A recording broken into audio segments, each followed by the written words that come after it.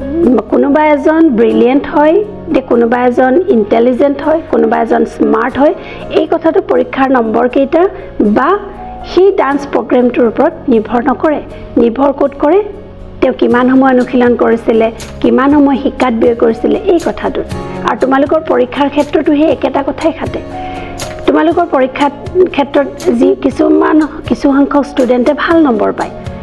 আৰু তুমিয়ে যদি সেই ভাল ৰেংকত থকা ষ্টুডেণ্ট হয় তেনেহ'লে তুমি নিজেই গম পাবা যে তুমি কিমান সময় প্ৰেক্টিছত থাকা কিমান সময় তুমি শিকাত টাইম দিয়া আৰু তুমি যদি ব্ৰিলিয়েণ্ট ষ্টুডেণ্ট নহয় তুমি যদি এভাৰেজ ষ্টুডেণ্ট বা তুমি লোৱাৰ ষ্টুডেণ্ট হোৱা যাক আমি গেধা বুলি কওঁ সেইটো পৰ্যায়ৰ ষ্টুডেণ্ট যদি হোৱা তেনেহ'লে তুমিয়ে নিজে চিন্তা কৰি চোৱাচোন তুমি কিমান সময় প্ৰেক্টিছত দিয়া আৰু কিমান সময় শিকাত ব্যয় কৰা যিজনে বেছি সময় প্ৰেক্টিছ কৰিব বেছি সময় শিকাত লগাব খটুৱাব টাইমটো সেইজনেই পৰীক্ষাটো ৰিজাল্ট ভাল কৰিব বা পৰীক্ষাত নম্বৰো সৰহ পাব বুজি পাইছানে গতিকে